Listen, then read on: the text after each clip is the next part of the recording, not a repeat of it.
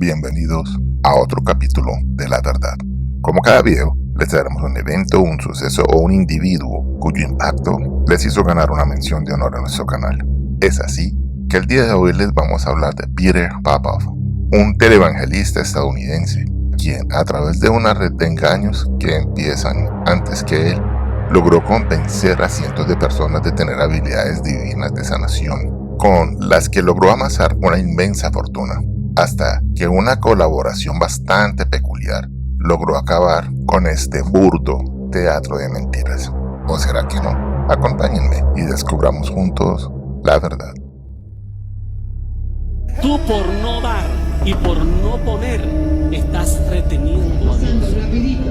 Y todo el que pueda dar $100 pase. Me enseñó un apóstol algo, me dijo: Cash, a la iglesia uno siempre lleva dos cosas: Biblia y chequera. La Biblia para que aprendas lo que Dios te va a decir, y chequera para que lo ores.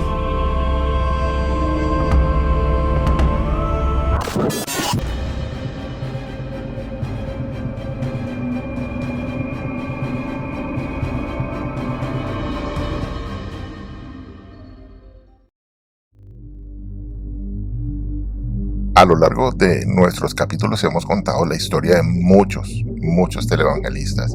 Algunos de ellos incluso comparten un origen bastante similar, siendo en un principio personas que pasaban trabajo y tenían problemas como muchos de nosotros, pero que por la ambición desmedida de buscar una mejor vida, fundaron sus propios ministerios, los cuales, valiéndose de carisma, vendiendo la salvación o autodeclarándose como elegidos de Dios, lograron atraer numerosos feligreses que les ayudaron a crecer a tal magnitud que ya podían darse la vida que tanto habían soñado. Pero lo que diferencia el personaje del cual hablaremos hoy de los demás es que su destino se ligó a este tipo de vida mucho antes de que siquiera decidiera dedicarse a predicar, ya que desde niño sus padres lo mostraron ante sus feligreses como un mártir, como alguien cuyo trágico pasado era el presagio del nacimiento de una nueva figura divina. Nuestra historia comienza en la Berlín de Alemania ocupada el 2 de julio del año de 1946, día en que George y Gerda Popoff vieron nacer a su hijo Peter Popoff. La familia no tardaría en emigrar a territorio estadounidense en busca de una mejor vida, la cual encontrarían, pero no de una manera muy limpia.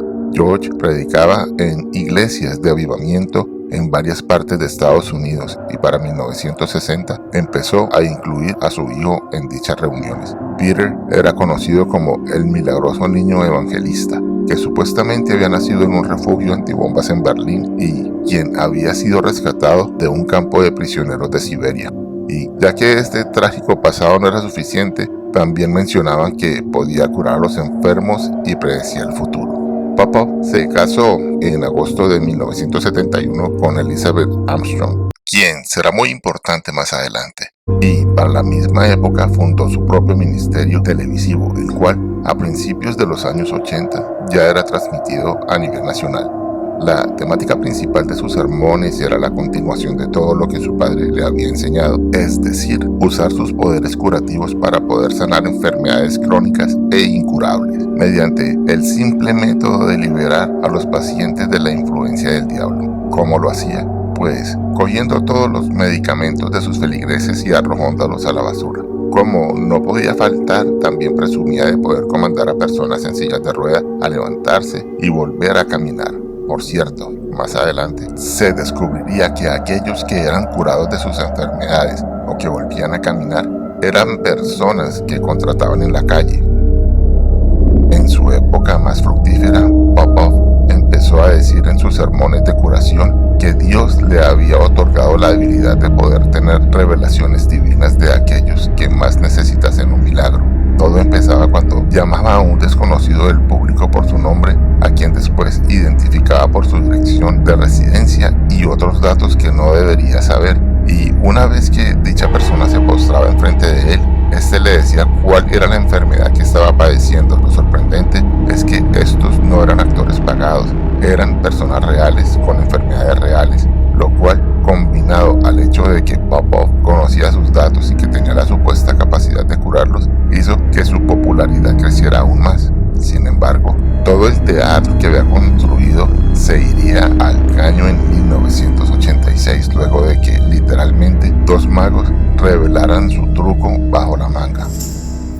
Prácticamente desde el momento en que Popov empezó a declarar que tenía dichas revelaciones divinas, también empezó a recibir fuertes críticas por parte del Comité de Investigación Escéptica, quienes múltiples veces lo acusaron de usar artefactos electrónicos para poder recibir los datos de sus feligreses y así crear toda esa ilusión. Incluso repartieron información de cómo realizaba estos engaños, pero el pastor solo negaba dichas declaraciones y los tachaba de ser parte de las herramientas del diablo. Esta contienda de acusaciones se terminaría balanceando a favor del comité gracias a la intervención del mago y escéptico James Randi y del ilusionista Steve Banachek Shaw, quienes con ayuda del analista criminal y experto en electrónicos Alexander Jason lograron demostrar de manera irrefutable los métodos que empleaba Popov para estafar a sus feligreses. ¿Se acuerdan de Elizabeth Armstrong, la esposa de Peter, quien en un principio dijimos que sería importante más adelante? Pues bien, resulta que gracias a un escáner de radiofrecuencias, el trío dinámico descubrió que las revelaciones divinas del pastor provenían de cartas que los feligreses enviaban a la iglesia, las cuales eran leídas en tiempo real por su esposa, quien le hablaba a través de un auricular en su oído. Jason, el analista criminal, tomó varios videos de los segmentos curativos de Popov y los juntó con los audios que habían interceptado, dándole forma a la evidencia que acabaría con este ministerio. Hello, Petey, can you hear me? If you can't, you're in trouble. Dearie Johnson. She wants to get rid of the walker. You want to get rid of this walker, sister? Oh, glory. How long have you been walking on that walker? About 3 years. 3 years. She lives at 1627 10th Street. 1627 10th Street? Is that right? That's right. She has arthritis all over. Burning this arthritis right out of your body. Take a few steps just to make the devil mad. Hallelujah. That's it. Just move around a little bit. There she goes. Just walk with me. Oh, glory to God. She's not going to need that walker anymore. God's just putting new strength, new health, burning that arthritis out of her body. Just keep going. Hallelujah. En el año de 1986, Randi empezó a compartir dichas pruebas en varios canales de entrevistas en los cuales incluso se podía escuchar a Elizabeth junto a otros asistentes burlándose de los feligreses y sus enfermedades, lo que dejó muy mal parado al pastor, quien después de varios intentos fallidos de desmentir las acusaciones y la veracidad de los videos, terminó viéndose forzado a aceptar el uso de aparatos electrónicos en sus revelaciones, pero descaradamente afirmó que en su congregación eran conscientes de esto y que todos malinterpretaron sus milagrosas habilidades. Para septiembre de 1987, a pesar de que se tenía registros de que mensualmente la iglesia solía recibir donaciones mensuales por un promedio de $1 millón, Popov se declaró en bancarrota, dejando casi 800 acreedores sin pagar, una deuda ministerial de más de $1 millón y varias más que sumaban la mitad de dicho valor. Algo que su abogado dijo se debía a malos manejos financieros y no por las acusaciones en su contra. Sin embargo, lo que parecía debía ser el fin del pastor fue solo un capítulo de aprendizaje, ya que a finales de los 90 y principios del año 2000 empezaron una nueva modalidad de estafa, negocios, que lo han tenido vigente hasta el día de hoy. Su resurgimiento se conoció gracias a un reportaje del Washington Post, en donde se mencionaba que tenía una serie de infomerciales muy al estilo de Robert Tilton en la cadena televisiva Black Entertainment.